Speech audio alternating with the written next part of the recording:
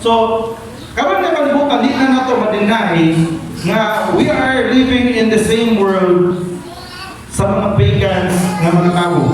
But Apostle Peter said, live such a good lives among the pagans. Wala tayo mahimo, di mo ka pwede mo puyo dito sa kagubatan, kaya aron lang yun makalikay sa mga tao na pagans. Wala tayong choice. Manabaho ka na kadilis na ng klase ng tao. Though they accuse you for doing wrong, kaya naman yung mga tao yun ngayon, maglatot sila nimo kay mo ang ituruan nimo kay si Jesus. Nga sila di sila mo ni Jesus, sila kang himuan o himuan ka nag-istorya aron ikaw adaon. Pero, di yun siya direct, if you accuse doing wrong, they may see your good deeds, imong maayong binuhatan, and glorify God on the day He visit us. In short, maskin pa kung nagpuyo ka ng kalibutan na igsoon, maskin pa imo ang mga amigo nimo, mga co-workmate nimo, schoolmate nimo, is di sila mo og Diyos. Ang ilang gituan sila ang panggalingon, sila gituan nga maluwas sila pinagi sa maayo. Ayaw sila po hilapte. You can share the word of God, pero ayaw mo paki-away, kaya niyo siya live a good lives among the pagans. It is a secret na gihatag ni Apostle Peter para igmakot ang panahon nga makita nila ang imuang good deeds, posible pa nga moabot ang time nga ilang i-glorify ang imuang Diyos agi sa imuang good deeds. Kita na yung naka-experience na naisoon nga na yung buwata dyan kami si Teresa. Teresa, asa mo pagkasimba, kusita ko sa imuang simbahan. No? Wala niyo ko sa invite, pero aging kibutan ka, maayo ka sa mga katawhan yung naglibot sa imo, makyuriyo sila, saan mo din nila ang religion? Nga naman nga, maskin pa o, nato i-share sila, kung na nakakita mo ito. Itong isang palong siya, nagwali siya sa bus, isang palong siya, itong laki. Pero instead mo, balo siya niya, isang palong na lang po kung pikas sa mga pigil-pigil sa Diyos. Wala, dito mo na ng balos din mo, ipasaylol na sa Diyos. Although, gagawin siya mo balos na ito, pero wasa ni balos, iyang ipakita niya ang good deeds. Pagkapot sa kinrasan sa video, niiyak na ang lalaki kay istorya siya nga mauli ang inadto siya kay Adyade ang lulo, iyang grandparents, gikuha na sa Ginoo. O nabot ang time na hindi na siya kasabot, kay nag-ampo siya sa Ginoo, nga dili kuha ang lulo o lula. Pero nabot ang panahon ng gikuha na sila sa Diyos. Pero nabot ang time sa kinarasan sa video, makakita mo itong post niya, niyon siya dito nga nagsorry siya, kay nakita niya ang good deed sa laking na maskit pag ipasakitan siya. Sa isang balong mantika, dili okay ra to. Ako dapat kung tungang kasakit, pero ipasayro na sa Diyos. Yung buwan nila kinarasan ng lalaki, sa ending ng part, doon ang lalaki nihila. Nga naman, nabot ang time nga iyahan nang i-glorify ang ang Diyos. It is not because nga iwalihan siya, pero it is because of the act nga baskin isang palong siya sa nawong wag sa aming balos. Kaya ba guys? Kaya ba mga brothers and sisters?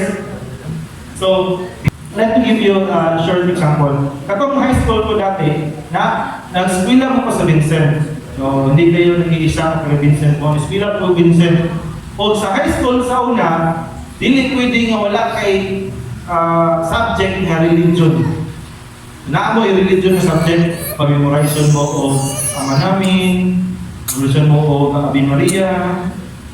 Muna inyo ang oral recitation. Karon, ningon na yung gulong-gulong ko sa battery. So, sister, pasensya na ka, sister. Paano na ako? Born again na ako. Kung gina-usual na naibawaan doon. Born again na ako, Christian. Sister, dili na ba pipili, anak,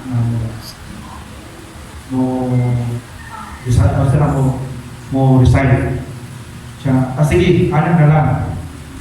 Pag-abot sa oral, isa lang niya hapon, i-recite lang siya, pero dili na mo kinahanglan ay ang hubungan sa mga. Pero kinahanglan niya kung oral din siya, school din siya. Pero every time na mag-klase ko, pwede ka mo gawas. So exit ko, every time na mapot si sister, mahimbon kay sister, gawas ko sister. Gawas ako every time na ang subject religion.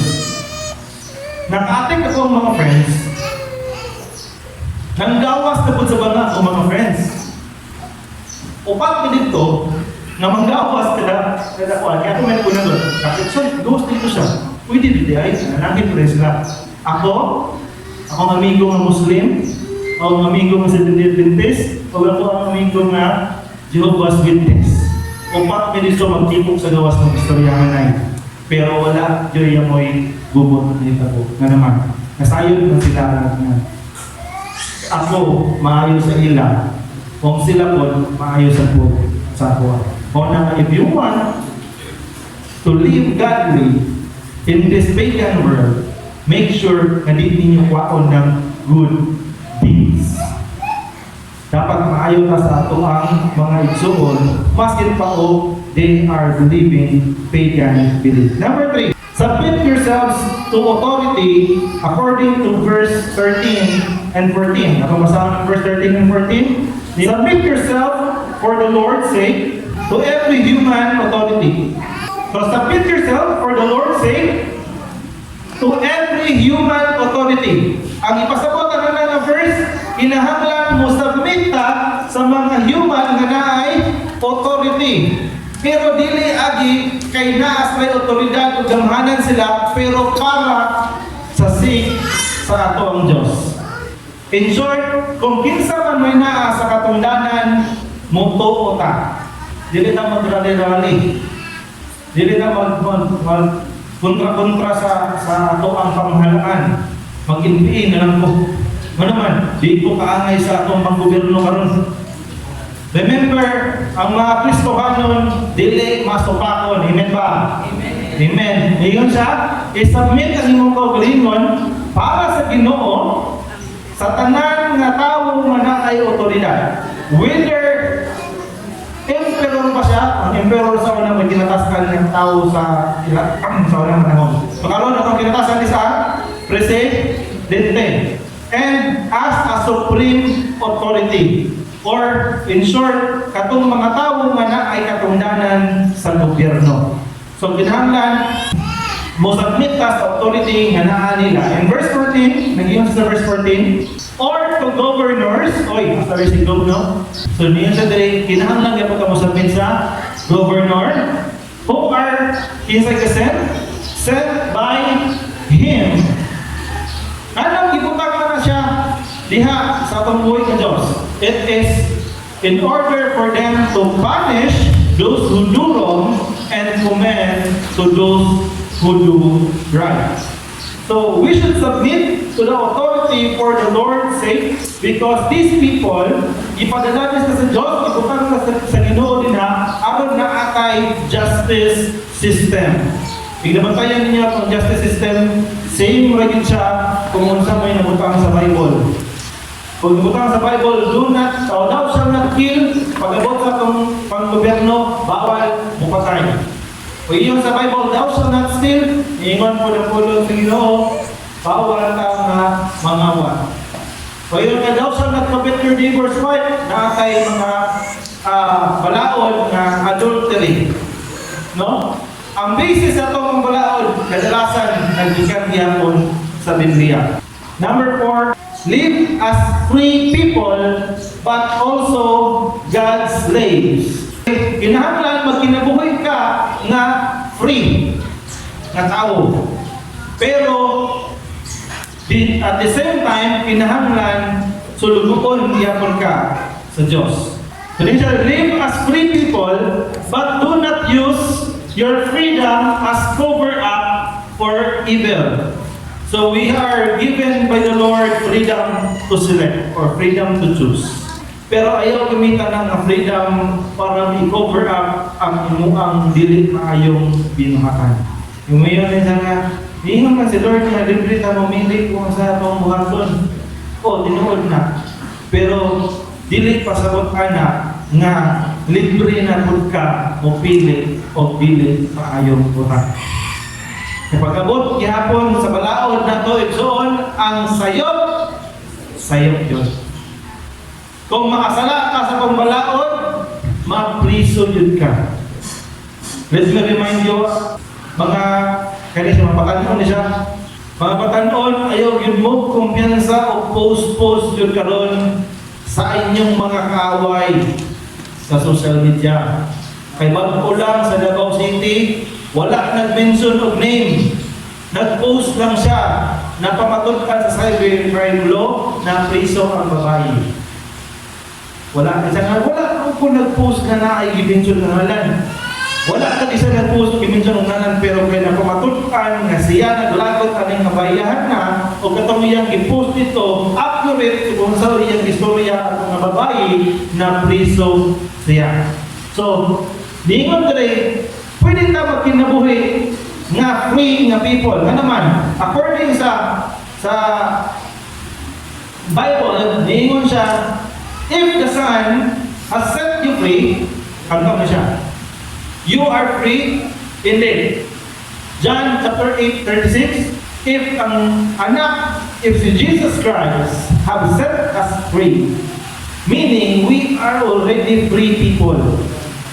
Pero agi kay free ka, ang uban ipasagdan na lang po nila nga ang ilang pagka-free, gilibre po nila hasta ang pagbuhat o dili maayo. Ningon diri sa verse 16, live free people, but do not use those freedom to cover up for evil. Live as